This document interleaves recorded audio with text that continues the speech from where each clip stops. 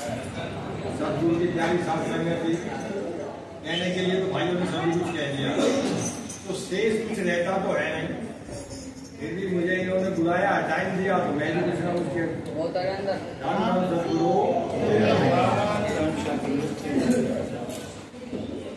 मनुष्य योनि सब योनियों में सर्वश्रेष्ठ योनि बताई गई है। हाँ जी, 84 लाख योनियां हैं जो हमारे ग्रंथों में लिखी हुई है। उनमें सबसे पहले नंबर की योनि मनुष्य योनि है। और इसका कारण क्या है? ये सबसे पहले नंबर की है कि इसमें पांचों तत्व बराबर के होते हैं। सृष्टि पांचों तत्वों से बनी है, सारी सृष्टि। पृथ्वी है, अग्नि है, जल है, वायु है, आकाश, ये 5 तत्व, इनसे सारी सृष्टि की रचना हुई है। तो बाकी सब जो शरीर है उनमें ये पांचों तत्व बराबर के नहीं है। केवल मनुष्य शरीर में पांचों तत्व बराबर के 20% है। इसलिए इन कारणों से ये सर्वश्रेष्ठ योनि है। आकाश तत्व इसमें प्रबल होने के नाते इसमें बुद्धि है, ज्ञान है। तो ये पहले नंबर की योनि बताई है, बाकी सब इसके नीचे की। छोटी बातें बताऊंगा मैं।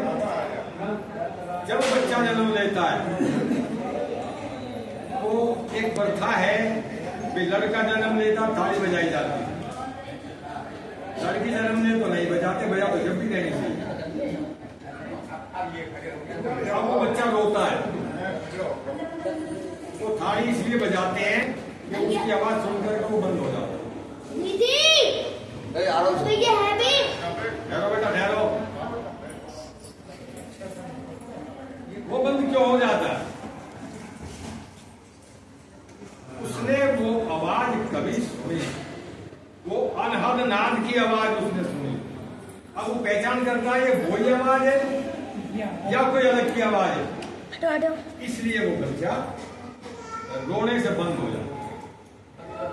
दूसरा, जब छोटा सा बच्चा होता है, वो कई महीने का, तब तक रात को यदि रोता है तो आग गलत हो गई। क्या होता था? फिर दिया जलाता, और जब दिया जल जाता था तो आगे क्यों? इस बात तो हमने विचार नहीं किया, बस इन्हें वैसे ही समझ करके हम ये भोगते चले आ रहे। बच्चा बस उस लाइट को देखता है, उसने वो लाइट देखी है जो परमपिता परमात्मा की अलग ज्योति है। उसने उस ज्योति के दर्शन किए, इसलिए वो बंद हो जाता कि वही ज्योति है या और कोई ज्योति है। इसका कारण तो ये। अब बहन जी ने एक शब्द सुनाया था अभी यहाँ, तो वो महल जिसके लिए उन्होंने कहा था वो ये शरीर है, और इस शरीर में ही सारे देवताओं का वास भी है। और बोल के बता सकता हूँ, बाकी नहीं समझ, ये तो बड़ा लंबा हो जाएगा। और इसी शरीर में उस मालिक का वास भी है, लेकिन वो मालिक यहाँ रहता है, बाकी देवता सब नीचे रहते। रुद्राचक गणेश जी का वास, इंद्रिचक ब्रह्मा जी का वास है, नाभिचक विष्णु जी का वास है, हृदयचक शिव जी का वास है। ये सारे वास देवताओं के नीचे रह जाते हैं, और उस बारिश परम पिता परमात्मा सदगुरु का वास यहाँ है, जो सबसे ऊपर। और त्रिकुटी महल पुरुष एक राजा, चढ़ी सूरत पश्चिम दरवाजा, वो अनहद की झंकार बाज रहे बाजा रहे। वो बाजे जिसको बच्चा चुप हो जाता है, वो बाजे यहाँ बजते हैं। धन धन सदगुरु तेरा याद। एक और बात बता, हमारे जितने भी धार्मिक स्थल है, चाहे वो किसी भी मजहब के हैं, किसी भी धर्म के हैं, उन सबकी केवल 2 प्रकार की आकृति है। एक तो गुंबदाकार, ऊपर से उनमें ढोल बनाए जाते हैं, एक उनकी लंबाई की वो बनाई जाती है। इन दोनों आकृतियों से तीसरी आकृति का कोई भी धार्मिक स्थल नहीं बनेगा, मिलेगा नहीं, चाहे वो मुसलमानों के हो, ईसाइयों के हो, हिंदुओं के हो, एनीथिंग और किसी के, वो हमारे शरीर के ऊपर बनाए गए हैं। ये है वो गुंबदाकार, ये जो हमारी सिर है ये गुंबदाकार ही है। और जो लंबी नस्ल के बनाए जाते हैं तो मेरे साहब ने तो बड़े डिटेल में से समझाया था, मैं तो उसका थोड़ा सा भी नहीं कह सकता, जरा मरा सा कह सकता हूँ। उन्होंने बताया था कि ध्यान लगाने की क्रिया है, और जब ध्यान यहां से लगा करके और ऊपर चढ़ाई करते हैं सीधे, तो ये लंबाई की नस्ल। हाँ जी, अच्छा, तो ये वो लंबाई वाली नस्ल है। तो ये लंबाई वाली नस्ल के जो सिर जी का मंदिर बहुत ऊंचा होता है, और मस्जिदों में भी वो ऊंची ऊंची मीनारें बनाई जाती हैं। इस तरीके से 2 प्रकार के मंदिर हैं। अब उन मंदिरों में भी जाकर के हम उस मालिक को ढूंढते तो अपने मंदिर में जाके ढूंढ लें, ढूंढ ना जाए। मालिक ने तो ये कहा है, सदगुरु ने ये बताया, शिक्षा दी है कि इसी मंदिर में ढूंढो उसे, इसमें नजदीक है, वहां बाहर नहीं मिलेगा, नजदीक मिलेगा, इसके अंदर मिलेगा। एक भक्त है कोई, तो कह रहे भगवान मैं आपको क्या अर्पण करूं, सारी चीज तो आपकी है, मैं प्रभु ये फूल चढ़ाऊं तो आपका है, दूध चढ़ाऊं तो आपका है, और जो भी कुछ मेरा मिष्ठान चढ़ाऊं वो सब आपका है। अब आपका आपको ही अर्पण करना, ये बात बताई थी। जज साहब है वो, नाम भूल गया,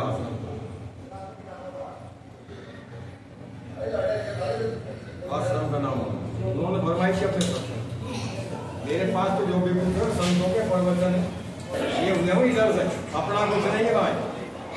तो उन्होंने कहा भाई ये सब चीज तो तेरी है, अब तेरा तुझको देऊं तो ये तो मेरी समझ में नहीं आता, एक चीज मेरी है और मैं उसे बड़े हर्ष दिल से आपको प्रभु दे सकता हूं, गुरु आपको दे सकता हूं, और आप ले लो, मैं सारे के सारे दे सकता हूं। मेरे जितने अमाल हैं, मेरे जितने गुनाह हैं, ये मेरे अपने हैं। आज सुनो भाई,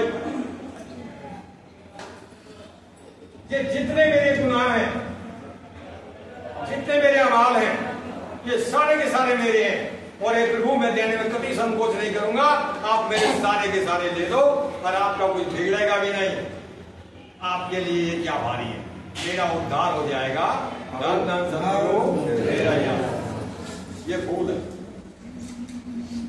इस फूल में सारी कटिंग जो करी है वो अंदर से करिए या बाहर से तो किसी ने करी है, अंदर से करी। ये रंग भी अंदर से ही आया, बाहर से नहीं आया। तो वो मालिक सारे काम अंदर बैठे बैठे करता है, बाहर कहीं कुछ नहीं करता, वो अंदर बैठ के सारे काम करता। अंदर है, अंदर ही मिलेगा, पर मिलेगा संतों के द्वारा।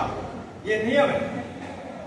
जो दीपक जला हुआ है वो दीपक ही बुझे हुए दीपक को जला सकता है।